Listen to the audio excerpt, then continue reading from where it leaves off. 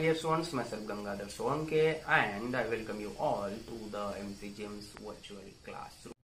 नमस्कार विद्यार्थी मित्रांनो, आज इयत्ता 10वी मध्ये आपण तिसरा जो पाठ आहे तो बघणार आहोत. शाल नावाचा. या अगोदर आपण या पुस्तकामध्ये संतवाणी हा जो धडा होता, संतवाणी हा जो पाठ होता, त्याच्यामध्ये अंकिला मी दास तुझा हा संत नामदेवांचा अभंग बघितलेला आहे. आणि आज राग जाधव यांचा शाल नावाचा जो पाठ आहे तो बघणार आहोत. या पाठामध्ये नेमकं शालेच्या संदर्भात काय काय लिहिलेलं आहे, कोणकोणत्या आठवणी त्यांनी सांगितलेल्या आहेत ते सगळं आपण बघणार आहोत. परंतु त्याआधी थोडासा लेखकाचा परिचय म्हणून राग जाधव नेमके कोण होते, मराठी साहित्यातलं त्यांचं योगदान काय आहे आणि कोणत्या प्रकारचं लेखन त्यांनी मराठी साहित्यामध्ये केलेलं आहे ते जरासं आपण बघूया. त्या अगोदर इथे जे सुरुवातीला तुम्हाला स्क्रीनवर दिसतंय ते आजच्या पाठाचं नाव आहे. आपला तिसरा पाठ मराठीच्या पुस्तकातला शाल आणि राग जाधव हे जे लेखक आहेत त्यांचा हा फोटो आहे. 1932 साली त्यांचा जन्म झालेला आहे आणि 2016मध्ये त्यांचा मृत्यू देखील झालेला आहे, त्यांचं निधन झालेलं आहे.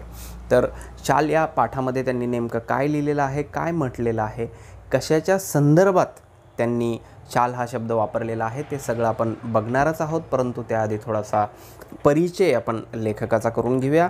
राग जाधव हे कवी होते, समीक्षक होते आणि ललित लेखक होते. म्हणजे 3 प्रकारचं लेखन त्यांनी मराठी साहित्यामध्ये केलेलं आहे. एक म्हणजे कविता, अनेक कविता संग्रह त्यांच्या नावावर आहेत. दुसरं म्हणजे समीक्षक. आता या ठिकाणी समीक्षा हा एक शब्द अनेक प्रकारच्या साहित्यामध्ये वापरला जातो आणि केवळ कवी लेखक जे लिहितात तेच नव्हे तर समीक्षकसुद्धा असतात की जे केवळ समीक्षणात्मक लेखन करतात, ज्याला आपण टीकात्मक साहित्याचं सुद्धा म्हणू शकतो. मग या टीकात्मक साहित्यामध्ये फक्त टीकाच केलेली नसते तर एखाद्या साहित्य कृतीबद्दल किंवा एखाद्या लेखकाच्या साहित्यिक योगदानाबद्दल किंवा त्याच्या एखाद्या पुस्तकाबद्दल चांगलं काय आहे त्या पुस्तकामध्ये किंवा लिहिताना काय काळजी घेतली गेली पाहिजे होती, काय अपेक्षा आहेत समीक्षकाच्या, या संदर्भानं ते लेखन केलेलं असतं. तर समीक्षा म्हणजे काय, समीक्षा म्हणजे काय तर एखाद्या साहित्य कृतीच्या गुणदोषांचे परीक्षण, एखाद्या साहित्य कृतीच्या गुणदोषांचे परीक्षण आणि मूल्यमापन करणारे लेखन म्हणजे समीक्षात्मक लेखन. कशा प्रकारचं लेखन, ज्या लेखनामध्ये एखाद्या साहित्य कृतीच्या गुणदोषांचं परीक्षण केलेलं असतं. म्हणजे उदाहरणार्थ आपण एखादी कुठली तरी कादंबरी घेतली, भालचंद्र नेमाड्यांची कोसला ही एक कादंबरी आहे फॉर एक्झाम्पल, उदाहरणार्थ. तर या साहित्य कृतीमध्ये कोणते गुण आहेत आणि कोणते दोष आहेत याविषयी जे परीक्षण लिहिलं गेलेलं आहे त्याला आपण समीक्षात्मक लेखन असं म्हणतो. तर अशा प्रकारचं लेखन राग जाधव यांनी मराठी साहित्यामध्ये केलेलं आहे. त्यानंतर ललित लेखन हा एक लघुनिबंधासारखा प्रकार असतो आणि मुक्त चिंतन विविध विषयावर केलेलं असतं. ललित लेखनामध्ये भाषिक सौंदर्य जे आहे ते सुद्धा अधिक असतं ललित लेखनामध्ये. तर राग जाधव कवी होते, समीक्षक होते आणि ललित लेखक होते. साहित्याची जाण, सगळ्याच प्रकारच्या एकूणच साहित्यिक प्रकारांची जाण, बहुआयामी समीक्षा वृत्ती. म्हणजे अनेक समीक्षक काय करतात की एखादा कुठला तरी साहित्याचा अँगल पकडायचा आणि त्या अँगलने त्या साहित्याचं परीक्षण करायचं. असं न करता सगळ्याच अँगलनी, सगळ्याच दृष्टीने बहुआयामी समीक्षा ज्याला आपण म्हणतो ती राग जाधव यांनी केलेली आहे. तर साहित्याची जाण आणि बहुआयामी समीक्षा वृत्ती यातून त्यांची समीक्षा विकसित झाली.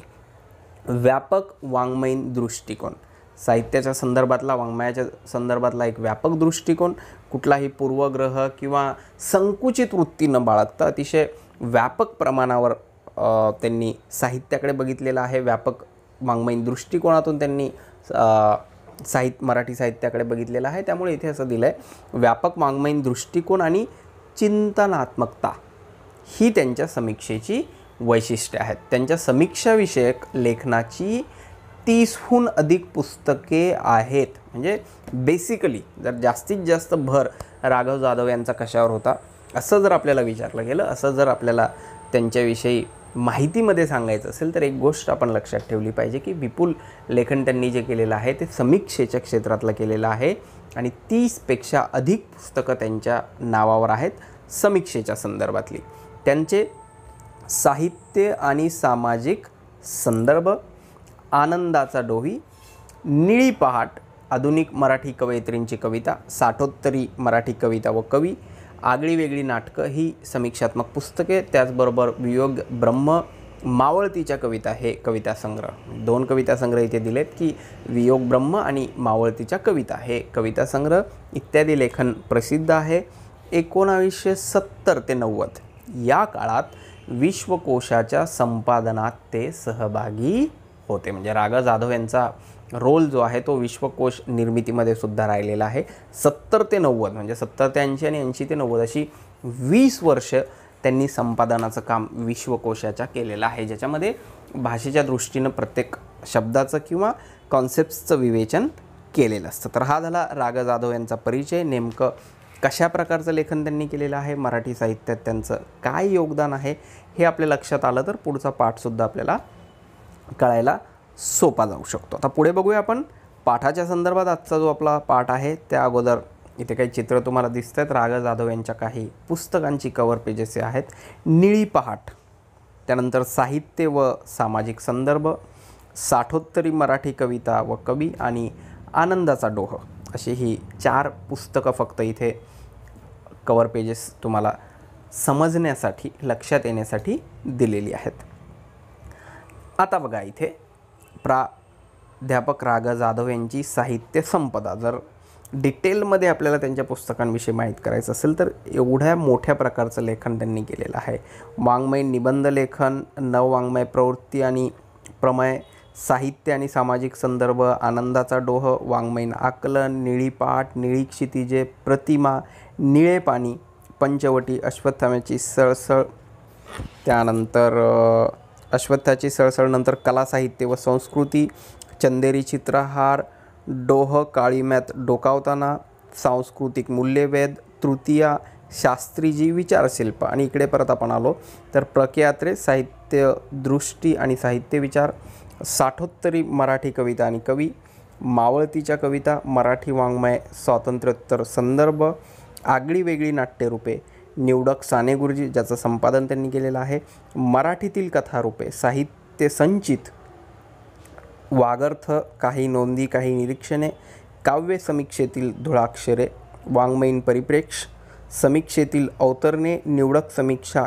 खेळीमेळी, वासंतिक पर्व आणि शेवटचं साहित्य बदलते परिप्रेक्ष्य अशी अनेक पुस्तकं त्यांच्या नावावर आहेत. अशी अनेक पुस्तकं त्यांनी लिहिलेली आहेत. तर साहित्य आणि समाज यामधील संबंधाचे आकलन म्हणजे कुठल्याही प्रकारची साहित्य निर्मिती जेव्हा होते ती मग कथा असेल, कविता असेल किंवा कादंबरी असेल, त्याच्यामध्ये समाजातल्या घडामोडींचं किंवा समाजातल्या विविध घटकांचं चित्रण झालेलं असतं. त्यामुळे साहित्याचा आणि समाजाचा जवळचा संबंध आहे. बऱ्याचदा असं सुद्धा म्हटलं जातं की साहित्य हा समाजाचा आरसा असतो. म्हणजे एखादी कथा किंवा एखादी कादंबरी किंवा एखादी कविता वाचून त्या त्या काळातल्या घडामोडींचे संदर्भ आपल्याला त्याच्यामध्ये मिळतात. म्हणून समाज काय आहे हे दाखवण्याचं काम साहित्य करत असतं. तर अशा प्रकारे साहित्य आणि समाज यामधील संबंधांचे आकलन हा अंगभूत भाग असल्याचे मानून साहित्यकृतीचे आस्वादकतेने समीक्षा करणारे रा. जाधव हे सहृदयी समीक्षक आणि साक्षेपी संपादक म्हणून ख्यातनाम होते. म्हणजे केवळ ते लेखकच नव्हते तर अनेक वेगवेगळ्या विषयावरच्या पुस्तकांचं संपादनसुद्धा त्यांनी केलेलं आहे. वेगळ्या वाटेचे आणि स्वतंत्र प्रतिभेचे कवी, दलित साहित्याचे स्वागत करणारे पहिले समीक्षक, मराठी वाङ्मयाच्या इतिहासाचे आणि साधना साप्ताहिकाच्या 60 वर्षाच्या अंकाचे वाचन करून 8 खंडांचे संपादन करणारे साक्षेपी संपादन, सर्जनशील लेखन करणाऱ्या नवोदित लेखक कवींना प्रोत्साहन देत त्यांना घडविणारे समीक्षक असे त्यांच्या व्यक्तिमत्वाचे वेगवेगळे पैलू होते. तर हे सगळं रा. जाधव यांच्याविषयी झालं, जे आपल्या आजच्या पाठाचे शाल या पाठाचे लेखक आहेत. आता बघूया नेमकं आपल्याला काय या पाठामध्ये दिलेलं आहे, कशाबद्दल आपण माहिती करून घेणार आहोत. शालीभोवती असलेल्या लेखकाच्या आठवणी काय आहे शाल या पाठामध्ये. आता जेव्हा संदर्भासहित स्पष्टीकरण तुम्हाला द्यायचं असतं एखाद्या विशिष्ट लाईनवर, ओळीवर किंवा विचारलेल्या प्रश्नावर, तेव्हा हे जे इंट्रोडक्शन किंवा हे जे पाठाचं इंट्रोडक्शन म्हणूया आपण त्याला, की काय नेमकं पाठामध्ये आहे ते दिलेलं असतं, ते तुम्हाला लिहायला खूप मदत त्याची होऊ शकते. तर शालीभोवती असलेल्या लेखकाच्या आठवणी या पाठातून व्यक्त झालेल्या आहेत. काय पाठामध्ये? शालीच्या संदर्भातल्या लेखकाच्या ज्या आठवणी आहेत त्या याच्यामध्ये दिलेल्या आहेत. शाल ही प्रतिकात्मक आहे. कशा प्रकारची आहे? प्रतिकात्मक आहे. शालीमुळे येणारा शालीनतेचा संदर्भ, शालीमुळे येणारा शालीनतेचा संदर्भ अंतर्मुख करणारा आहे. शालीनता म्हणजे नम्रता, की आपण किती नम्र आहोत, विनम्र आहोत, त्या संदर्भाचा हा शब्द आहे. पाठातील औदार्याचे उदाहरण ही माणसाची संवेदनशीलता जपणारे आहे. वस्तूंच्या संदर्भातील आठवणींचे मोल महत्त्वाचे असते. आपल्यासुद्धा अनेक आठवणी असतात, व्यक्तींच्या संदर्भातले असतात, वस्तूंच्या संदर्भातले असतात, जागेच्या संदर्भातले असतात. म्हणजे आपण इथे मुंबईत राहतो आहोत किंवा आणखी कुठे राहतो आहोत आणि सुट्ट्यांमध्ये जर आपण आपल्या गावी जाऊन आलो तर त्या गावाविषयीच्या आपल्या आठवणी असतात, तिथे भेटलेल्या माणसांविषयीच्या आपल्या आठवणी असतात. फार फार तर आपण लहानपणी खेळलेल्या एखाद्या खेळण्याच्या किंवा आपण वापरलेल्या एखाद्या पेनाच्या, एखाद्या पुस्तकाच्या, अशा अनेक आठवणी आपण आपल्या मनामध्ये साठवून ठेवलेल्या असतात. तशाच प्रकारच्या आठवणी लेखकाच्या मनात शालीच्या संदर्भातल्या आहेत. कोणत्याही निर्जीव वस्तूशी निगडीत असलेले संदर्भ मानवी भावना तरल ठेवतात. वस्तूशी निगडीत कोणतीही आठवण असो अथवा प्रसंग, त्याचे मानवी संदर्भच सर्वार्थाने महत्त्वाचे ठरतात. तर नेमकं आपल्याला पाठामध्ये काय दिलेलं आहे त्याचा हा पॅरेग्राफ आहे. शालीच्या संदर्भाने येणाऱ्या लेखकाच्या आठवणी आपल्याला आजच्या पाठामध्ये अभ्यासायच्या आहेत. एवढी साधी गोष्ट आपल्याला जर समजली तर पुढच्या गोष्टी आपल्याला समजण्यासाठी खूप सोप्या होतील. आता बघूया, आपण सुरुवात करूया पाठाला. एकदा मी, आता इथला मी म्हणजे कोण? तर आपले लेखक रा. ग. जाधव. एकदा मी पु. ल. देशपांडे यांच्याकडे काही एक निमित्ताने गेलो होतो. काम झाल्यावर मी निघण्याच्या बेतात होतो, तेवढ्यात सुनीताबाईंनी मला थांबवले व विचारले, तुम्हाला शाल दिली तर चालेल काय? मी एका पायावर हो म्हटले. पु. ल. व सुनीताबाई यांनी मला शाल द्यावी हा मला मोठा गौरव वाटला. ती शाल मी माझ्या खोलीतल्या सुटकेसमध्ये ठेवून दिली, वापरली मात्र कधीच नाही. आता इथे पु. ल. देशपांडे मराठी साहित्यातलं एक मोठं नाव आहे. अनेक वेगवेगळ्या प्रकारांमध्ये पुलंनी साहित्यलेखन केलेलं आहे, पण प्रामुख्याने विनोदी लेखक म्हणून पु. ल. देशपांडे यांची ओळख आहे. आणि त्यांच्या पत्नी सुनीताबाई देशपांडे या दोघांच्या संदर्भातली आणि शालीच्या संदर्भातली ही रा. ग. जाधव यांची आठवण आहे. ते जेव्हा पु. ल. देशपांडे यांच्या घरी गेलेले होते, तिथे त्यांचं काहीतरी काम असेल. एक लेखक दुसऱ्या लेखकाला, एक समीक्षक एका लेखकाला त्या ठिकाणी भेटला. त्यांच्यामध्ये चर्चा झाल्या असतील साहित्याच्या संदर्भानं, आणि त्यांचं जे काम पुलंकडे होतं ते झाल्यानंतर, म्हणजे आपण जेव्हा एखाद्याच्या घरी जातो आणि आपलं काम झाल्यानंतर निघतो, अगदी तसेच रा. ग. जाधव तिथून जेव्हा निघाले तेव्हा सुनीताबाईंनी, म्हणजे पु. ल. देशपांडे यांच्या ज्या पत्नी होत्या, त्यांनी रा. ग. जाधवांना, आपल्या पाठाच्या लेखकांना थांबवलं आणि विचारलं की तुम्हाला शाल दिली तर चालेल काय? शाल देणं म्हणजे काय? सन्मान करणं. जसं सत्कार केला जातो एखाद्या व्यक्तीचा, महाराष्ट्रामध्ये आपण बऱ्याच ठिकाणी पाहतो किंवा इतर ठिकाणीसुद्धा आपल्या देशाची ही परंपरा आहे की कुठेही कोणी पाहुणा येणार जाणार असेल किंवा एखाद्या कार्यक्रमामध्ये आपण शाल आणि श्रीफळ म्हणजे नारळ देऊन सत्कार करतो. तसाच सन्मान इथे सुनीताबाई आणि पु. ल. देशपांडे रा. ग. जाधवांचा करत होते. आणि म्हणून त्यांनी विचारलं की तुम्हाला शाल दिली तर चालेल काय? मी एका पायावर हो म्हटले. कारण साक्षात पु. ल. देशपांडे आणि सुनीताबाई जर सत्कार करणार असतील तर त्याला नाही कोण म्हणणार. अगदी त्याच प्रकारे रा. ग. जाधवांनी इथे लिहिले बघा की मी एका पायावर हो म्हटले, म्हणजे मी लगेच म्हटलं की हो चालेल मला. पु. ल. व सुनीताबाई यांनी मला शाल द्यावी हा मला मोठा गौरव वाटला. कारण एक मोठा लेखक एका समीक्षकाचं किंवा एका मोठ्या लेखकाचा सत्कार करतोय, सन्मान करतोय, यामुळे आनंद वाटणं लेखकांना आपल्या स्वाभाविक होतं. त्यांना तो गौरव वाटला आणि ती शाल सुनीताबाईंची आणि पु. ल. देशपांडेंची आठवण म्हणून त्यांनी काय केली? जपून ठेवली. कुठे ठेवली? मी माझ्या खोलीतल्या सुटकेसमध्ये ठेवून दिली. कारण तो त्यांचा सन्मान होता. आपण बघा, जसं एखाद्या मोठ्या व्यक्तीला भेटतो तेव्हा ऑटोग्राफ घेतो. हल्ली आता ऑटोग्राफ घेणं बंद झालं आहेत. आपण फोन हातात असेल तर सेल्फी काढतो आणि आठवण म्हणून ते आपल्याकडे जतन करून ठेवतो. अगदी तसंच इथे रा. ग. जाधवांनी पु. ल. देशपांडे आणि सुनीताबाईंनी दिलेली शाल काय केली? स्वतःकडे जपून ठेवली, त्यांच्या खोलीतल्या सुटकेसमध्ये ठेवून दिली, पण तिचा वापर कधीही केला नाही. पुढे वाईला विश्वकोशाचा अध्यक्ष म्हणून मी गेलो. आता आपण इथे बघितलं की 1970 ते 90च्या काळात विश्वकोशाच्या संपादनात ते सहभागी होते आणि त्यासाठी वाई हे महाबळेश्वरच्या जवळचं एक गाव आहे. तिथे जेव्हा रागा जाधव गेले अध्यक्ष म्हणून तिथे गेले, तेव्हा तिथे नदीकाठच्या प्राज्ञ पाठशाळेच्या खोलीत ते राहत होते. खोलीच्या दक्षिणेकडील खिडक्या कृष्णा नदीच्या चिंचोळ्या प्रवाहावर होत्या. वाईच्या बाजूला कृष्णा नदी वाहते आणि तिथे त्यांना जी खोली दिलेली होती त्या खोलीमधून त्यांना हे सगळं दृश्य दिसत होतं. थंडीच्या दिवसात एक बाई माझ्या खिडकीखालील घाटाच्या छोट्या तटावर तिचे छोटे मूल एका टोपलीत ठेवून मासे पकडण्याच्या उद्योगात होती. तिचे बाळ कडाक्याच्या थंडीने कुडकुडत रडत होते, पण आई तिकडे बघतही नव्हती. मला मात्र राहावले नाही. मी सुटकेसमधील पुलकित शाल काढली, 5-50 रुपयांच्या नोटा काढल्या व त्या बाईला हाक मारली. खिडकीतून ते सर्व खाली दिले आणि म्हटले, त्या बाळाला आधी शालीत गुंडाळ आणि मग मासे मारत बैस. या घटनेची ऊब पुलकित शालीच्या उभेपेक्षा अधिक होती. आता बघा, या ठिकाणी 2 चित्र आहेत. एक आपले लेखक आहेत जे विश्वकोशाचे अध्यक्ष म्हणून वाईला गेलेले आहेत. तिथे त्यांना जी खोली मिळालेली आहे त्या खोलीमध्ये ते त्यांचं काम करत आहेत. परंतु बाहेर जेव्हा त्यांनी बघितलं तेव्हा आपल्यावर ओढवलेल्या परिस्थितीमुळे किंवा असलेल्या परिस्थितीमुळे एक बाई त्या ठिकाणी मासे पकडायला आलेली आहे. घरात तिच्या बाळाला सांभाळायला कोणी नसणार किंवा गरीब परिस्थितीतली असल्यामुळे आपल्या बाळाला कुठेही ठेवण्याची सोय नसल्यामुळे ती त्याला तशीच त्या तटावर कुठे ठेवलं, तिने एका टोपलीत ठेवलेलं आहे आणि आपली दिनचर्या भागवण्यासाठी ती मासे पकडायला गेलेली आहे, जे घेऊन ती परत कुठेतरी विकणार, त्यातून 2 पैसे कमावणार आणि स्वतःचा संसार चालवणार, घर चालवणार. परंतु लेखकांनी जेव्हा बाहेर बघितलं तेव्हा त्या कडाक्याच्या थंडीत कुडकुडणाऱ्या बाळाकडे लेखकाला बघवलं गेलं नाही आणि मग त्यांच्या लक्षात आलं की ते बाळ थंडीने कुडकुडतंय, रडतंय, पण त्या आईला बाळाकडे बघायला उसंत नाही. कारण ती जर बाळाकडे बघत बसेल तर आजच्या दिवसाच्या कमाईचं काय आणि मग पोटाला खायचं काय हा प्रश्न कदाचित तिच्या पुढे असेल, म्हणून ती त्या बाळाकडे बघत नव्हती.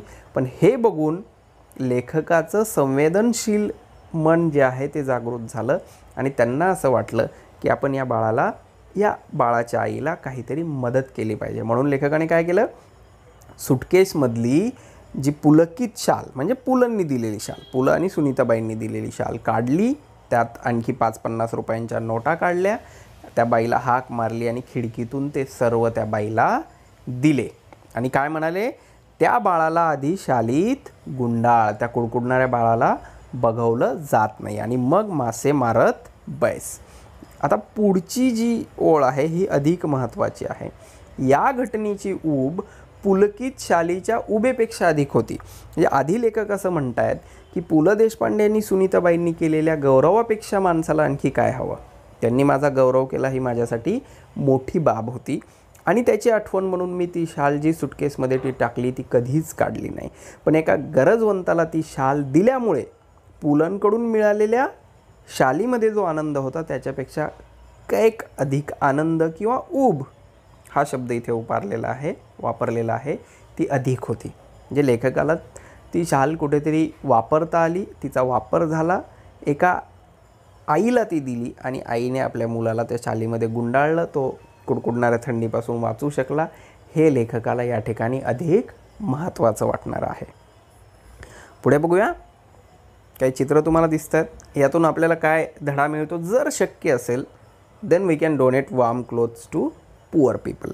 गरजवंतांना आपल्याकडे जर अशा वस्तू असतील की ज्या वापरात नाहीत, अशा वस्तू आपण देऊ शकतो. आता अलीकडे अनेक ठिकाणी बघा, अनेक शहरांमध्ये माणुसकीची भिंत नावाचा एक प्रकार सुरू झालेला आहे की लोक काय करतात, त्या ठिकाणी हँगर लटकवतात जे आपल्या घरामध्ये असतात आणि आपल्या घरात असणारे कपडे जे आपण वापरत नाही, जुने आहेत, ते तिथे नेऊन ठेवायचे. म्हणजे ज्याला गरज आहे तो तिथून त्या वस्तू किंवा ते कपडे उचलून घेऊ शकेल. तर लेखकाचं संवेदनशील मन त्या बाळाकडे जाऊन त्या बाळाला बघून कशा प्रकारे जागृत झाला आणि त्यांनी त्याला कशा प्रकारची मदत केली. यातून आपल्याला एक गोष्ट जाणवते की आपल्याकडे जर काही असेल तर ते आपण इतरांना दिलं पाहिजे. पुढची जी आठवण आहे, पहिली आठवण लक्षात ठेवा, पु ल देशपांडे आणि सुनीताबाईंच्या निमित्ताने होती जेव्हा लेखक त्यांच्या घरी. दुसरी आठवणसुद्धा अशाच एका महत्त्वाच्या लेखकाविषयी, कवीविषयी आहे. कविवर्य नारायण सुर्वे खूप सभा संमेलने गाजवत. नारायण सुर्वे हे सुद्धा मराठी साहित्याच्या क्षेत्रातलं, मराठी कवितेच्या क्षेत्रातलं एक मोठं नाव आहे. अनेक कविता त्यांनी लिहिलेल्या आहेत, अनेक कवितेची पुस्तकं त्यांची प्रकाशित झालेली आहेत आणि अनेक कविता नारायण सुर्वेंच्या अशा आहेत की ज्यांनी समाजाचा आरसा म्हणूया आपण, किंवा समाजाला आरसा दाखवलेला आहे, किंवा समाज काय आहे आजचा तो आपल्या कवितेमधून सांगितलेला आहे. तर इथे आणखी एक महत्त्वाची गोष्ट आपण लक्षात घेऊ की पुढचा जो आपला पाठ आहे चौथा, तो आपल्याला पु ल देशपांडे यांचाच आहे आणि त्याच्यापुढे एक नारायण सुर्वेंची कवितासुद्धा आपल्याला अभ्यासायची आहे आणि त्या दोघांची नावं इथे या शाल नावाच्या पाठामध्ये आलेलीच आहेत.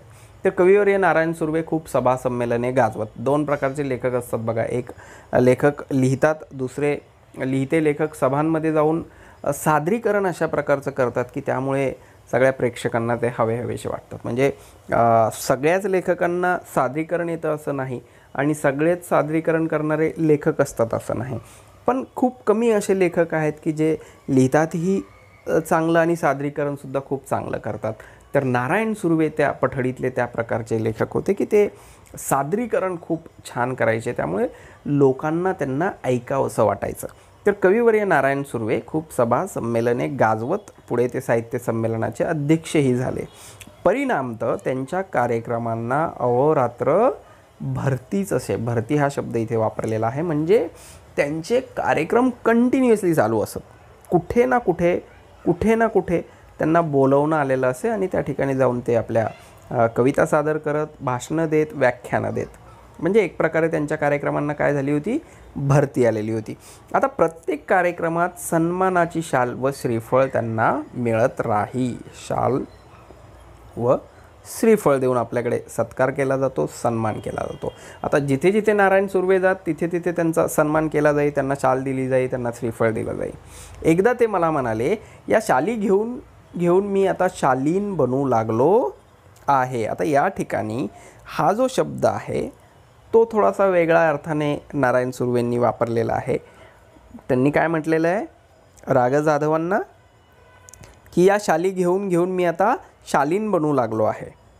त्यांच्या बोलण्यातील उपरोधिक खोच माझ्याच नव्हे तर कोणाच्याही सहजपणे लक्षात येणारी होती. म्हणजे नारायण सुर्वेंनी हा जो शालीन शब्द इथे वापरलेला होता शालीच्या संदर्भातला, तो उपरोधिक होता की या शाली घेऊन मी आता काय होतोय, हळूहळू थोडासा लोकांच्या दुःखापासून किंवा माझ्या साहित्यापासून, माझ्या लेखणीपासून दूर जातो की काय असं मला वाटू लागलेलं आहे. आणि म्हणून आपले लेखक पुढे लिहितात की शाल व शालीनता यांचा संबंध काय. खरे तर खरीखुरी शालीनता शालीविनाच शोभते. शालीनता म्हणजे नम्रपणा, विनम्रपणा किंवा एक इतरांसमोर जेव्हा आपण असतो तेव्हा आपण कशा प्रकारे वागतो त्या संदर्भातला हा शब्द आहे. सुर्वे मुळातच शालीन म्हणजे अतिशय नम्र, विनम्र.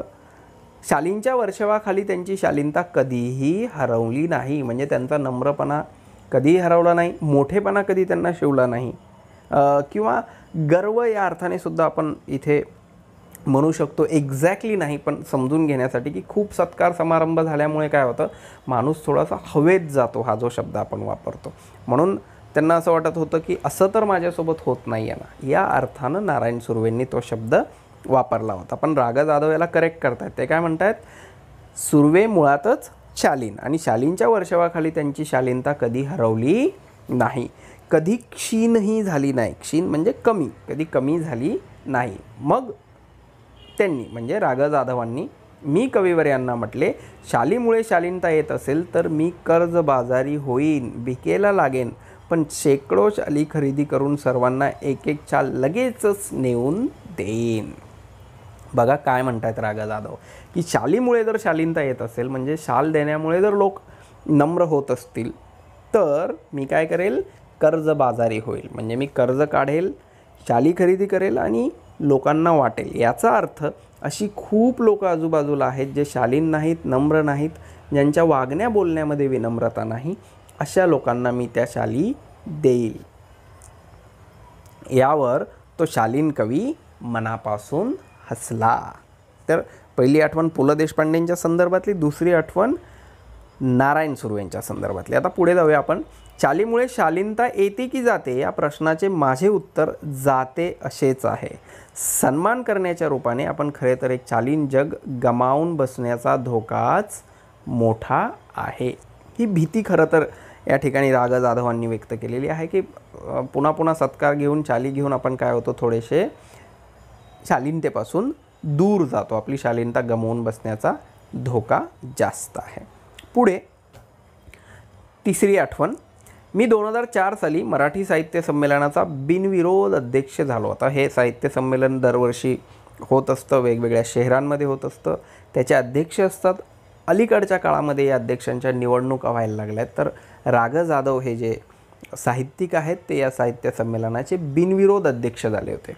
तत्कालीन 1-2 वर्षात माझ्यावर शालीचा वर्षाव झाला. म्हणजे साहित्य संमेलनाचे अध्यक्ष झाल्यामुळे वेगवेगळ्या शहरांमध्ये, गावांमध्ये वेगवेगळ्या साहित्यिक ग्रुप जे असतात त्यांच्यामध्ये राग जाधवांचे सत्कार होऊ लागले आणि त्यामुळे काय झालं, त्यांच्यावर शालींचा वर्षाव झाला. म्हणजे प्रत्येक सत्कारामध्ये एक शाल मिळत गेली. त्यामुळे त्यांच्याकडे एवढ्या शाली जमत गेल्या की माझ्या 8x6च्या खोलीत त्यांना ठेवणेच शक्य नव्हते. मग मी सगळ्या शालींचे गाठोडे बांधून ते निकटवर्ती मित्राकडे ठेवले व त्या शाली वापरण्याचे वगैरे त्याला सर्व अधिकार दिले की मी फक्त इथे हे गाठोडं ठेवतच नाही आहे, तर तू यातल्या तुला पाहिजेत त्या शाली वापरू शकतोस, अशी परमिशन त्यांनी आपल्या मित्राला दिली. पण तो मित्र बिचारा अति प्रामाणिक, त्याच्याही छोट्या खोलीत त्याने ते सांभाळले. हळूहळू मी सगळ्या शाली वाटून टाकल्या गरीब श्रमिकांना. हळूहळू त्यांनी काय केलं, त्यातल्या सगळ्या शाली ज्या आहेत त्या गरीब लोकांना आणि जे श्रमिक आहेत, काम करणारे लोक आहेत, त्यांना त्या वाटून टाकल्या. कारण ते घरात ठेवून तरी काय करणार, याचं उत्तर आधीच्या त्यांच्या आठवणीमध्ये आहे की पुलंकडून मिळालेली शाल त्यांनी जेव्हा एका आईला दिली आणि सांगितलं की आपल्या मुलाला या शालीमध्ये गुंडाळ, तेव्हा पुलंकडून मिळालेल्या शाळेच्या उबेपेक्षा जास्त ऊब त्यांना त्या शाळेत मिळाली. म्हणजे आपल्याकडे असलेली एखादी वस्तू जेव्हा आपण इतरांना देतो आणि त्याच्या ती उपयोगाची असते, आपल्या उपयोगाची जर नसेल तर तेव्हा होणारा आनंद खूप असतो, अधिक असतो. म्हणून त्यांनी अशा अनेक शाली ज्या आहेत त्या गरीब आणि श्रमिकांना वाटून टाकल्या. त्याच संदर्भातली ही आठवण आहे बघा. याच सुमारास मी शनिवार पेठेतील ओंकारेश्वर मंदिराच्या पुलावर बहुधा रोज संध्याकाळी जात असे. तेथील कट्ट्यावर बसणे मला आवडे. एक दिवस काय घडले की कडक थंडीच्या दिवसात एक म्हातारा अशक्त भिक्षेकरी कट्ट्याला लागूनच चिरगुटे टाकून व पांघरून कुडकुडत बसल्याचे मी पाहिले. दुसऱ्या दिवशी मी 2 शाली घेऊन ओंकारेश्वराच्या कट्ट्यावर आलो. तो म्हातारा होताच. त्याला 2ही शाली दिल्या. त्याने थरथरत्या हातांनी मला नमस्कार केला. पुढे 4-5 दिवस मला काही कामांमुळे संध्याकाळी ओंकारेश्वरला जाण्यास उसंत लाभली नाही. त्यानंतर मी नेहमीप्रमाणे ये जा करत राहिलो. मग एकदम त्या भिक्षेकरी वृद्धाची आठवण झाली. तो नेहमीच्या ठिकाणी नव्हताच. तेथील पुलावर चक्कर मारावी म्हणून मी उठलो व पुलावरून चालू लागलो. आता बघा, लेखकाचं हे डेली रुटीन होतं, रोजचा दिनक्रम होता की संध्याकाळच्या वेळेला ते शनिवार पेठेतील ओंकारेश्वर मंदिराच्या बाजूला जो पूल आहे त्याच्यावर फिरायला जात असत. तिथे त्यांनी एक म्हातारा बघितला जो थंडीत कुडकुडत होता. मग त्यांना असं वाटलं की आपल्याकडची शाल या म्हाताऱ्याला दिली पाहिजे आणि त्यांनी दुसऱ्या दिवशी लगेचच 2 शाली घेऊन त्याला दिल्या. पण नंतर काय झालं, त्यांना त्याची आठवण आली पण जाण्यास उसंत लाभली नाही, म्हणजे कामामधून वेळ मिळाला नाही. तरी एक दिवस ते गेले आणि त्यांना तो म्हातारा तिथे दिसला नाही. पुलाच्या जवळपास मध्यावर तो भिक्षेकरी म्हातारा दिसला. 4-5 दिवसांनंतर मी लगबगीने त्याच्याकडे गेलो. पाहतो तो काय, तीच चिरगुटे अंगाखाली व अंगावर तेच कुडकुडणे, तेच दिनवाने जिने. म्हणजे त्याची गरिबी बघून, त्याची परिस्थिती बघून राग जाधवांनी त्याला 2 शाली दिल्या की ह्या शाली तू पांघर आणि अंथर. परंतु 4-5 दिवसांनी गेल्यानंतर ते बघतात तर काय, तो म्हातारा परत जैसे थे, तो जसा होता तसाच, त्याच चिरगुटांमध्ये, त्याच फाटलेल्या कपड्यांमध्ये, तसाच कुडकुडणारा आणि तसाच दिनवाना दिसणारा. त्यामुळे राग जाधवांना प्रश्न पडला की आपण दिलेल्या शालींचं याने केलं काय. म्हणून त्यांनी त्याला विचारलं, बघा बाबा तुम्ही मला ओळखले? त्याने नकारार्थी मान हलवली. मग मीच म्हटले, बाबा 5-6 दिवसांपूर्वी मी तुम्हाला 2 शाली दिल्या होत्या, आठवते? यावर म्हातारा खुलला व पुन्हा हात जोडून म्हणाला. आता राघव जाधव म्हाताऱ्याला विचारतायत की मी तुम्हाला 2 शाली दिल्या होत्या, त्या न वापरता परत तुम्ही त्याच चिरगुटांमध्ये इथे बसलेला आहात. म्हाताऱ्याला असं वाटलं की आता हे आपल्याला जाब विचारतायत, म्हणून तो म्हातारा काय म्हणाला बघा. यावर म्हातारा खुलला व पुन्हा हात जोडून म्हणाला, हे भल्या माणसा तू लय मोठा, मॅसनी शाली दिल्या, पण बाबा म्या भिकाऱ्याला शाली कशा शोभतील? त्या शोभेपेक्षा पोटाची आग लय वाईट. मी शाली इकल्या व 2-3 दिवस पोटभर जेवून घेतलं बाबा. आमचं हे असलं बिकट जीणं, तुझं लय उपकार आहेत बाबा. बघा, लेखकाला भेटणारी वेगवेगळ्या क्षेत्रातली ही माणसं आहेत. एक आहेत पु ल देशपांडे आणि सुनीताबाई देशपांडे लेखक आहेत, नारायण सुर्वे लेखक आहेत, त्यानंतर वाईला भेटणारी ती बाई, आणि इथे भेटणारा हा म्हातारा परिस्थितीने गांजलेला आहे.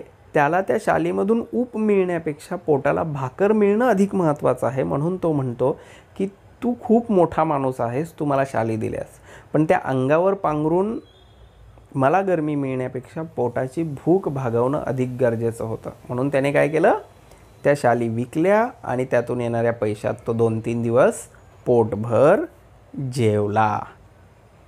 पुढे बघूया. आणि शेवटी मग बघा आपले लेखक काय म्हणतात की शालीची शोभा, म्हणजे शाल अंगावर असेल तर एक शोभा वाढते आपली, ती दिसायला चांगली दिसते, आणि ऊब व पोटाची आग आणि अन्नाची ऊब, 4 गोष्टी आहेत इथे. शालीची शोभा आणि ऊब व पोटाची आग आणि अन्नाची ऊब, या सगळ्या गोष्टींच्या संदर्भानं मग पुढे लेखक असं म्हणतात की भुक्याल्यास अन्न द्यावे. जर आपल्याला कुठे कोणी भुकेला व्यक्ती दिसला तर त्याला आपण अन्न दिले पाहिजे. तहानलेल्यास पाणी द्यावे. जर कोणी तहानलेला व्यक्ती आपल्या आजूबाजूला असेल तर त्याला आपण पाणी दिलं पाहिजे. आणि जर आपल्याला हेही जमणार नसेल की कोणाला अन्न देता येत नाही, कोणाला पाणी देता येत नाही आहे, तर अभाग्यांना सन्मानाच्या शाली तरी द्याव्यात. आता इथे हा जो शाल शब्द आलेला आहे हा केवळ शालीच्या अर्थानं आलेला नाही, तर आपल्याकडे जे जे असेल किंवा जे जे आपण देऊ शकतो ते आपण दिलं पाहिजे, म्हणजे घेणाऱ्याला त्याचा कसा तरी उपयोग होईलच होईल. तर एकूण शालीच्या संदर्भानं लेखकाचं संवेदनशील मन आपल्यापुढे मांडलेलं आहे की आपल्या घरात एखादी वस्तू असेल आणि ती आपल्या उपयोगाची नसेल तर आपण ती इतरांना दिली पाहिजे, जेणेकरून तिचा काही ना काही उपयोग त्या व्यक्तीला होईल. म्हणजे एकूण पु ल देशपांडे आणि सुनीताबाईंची आठवण लेखकांनी आपल्याला सांगितलेली आहे. त्यानंतर नारायण सुर्वेंची, त्यानंतर वाईच्या त्या आईची आणि तिच्या मुलाची, आणि त्यानंतर या शनिवार पेठेतल्या पुलावर बसणाऱ्या भिक्षेकऱ्याची, एकूण 4 आठवणी शालीच्या संदर्भात लेखकानं आपल्याला सांगितलेल्या आहेत. आणि एक जाता जाता या लेसनमधून आपल्याला काय शिकायचं, या पाठामधून आपल्याला काय शिकायचं, तर कुणाचीही वेदना पाहून, कुणाचेही दुःख पाहून आपलं संवेदनशील मन जागं झालं पाहिजे आणि इतरांना मदत करायला आपण नेहमीच तत्पर असलं पाहिजे. आपण नेहमीच इतरांची मदत केली पाहिजे. आता पाठ झाल्यानंतर पुस्तकाच्या मदतीनं तुम्ही यातले प्रश्न वाचू शकता आणि त्याचे उत्तरंसुद्धा पाठाच्या मदतीनं देऊ शकता. तर आज आपण आता इथेच थांबूया. परत पुढच्या पाठामध्ये जो की पु ल देशपांडे यांचाच आहे, उपास, तो आपण बघूया. Please subscribe the channel and press bell icon to get notifications. So my dear students, this is all for today. Thank you very much. Stay home, stay safe, take care.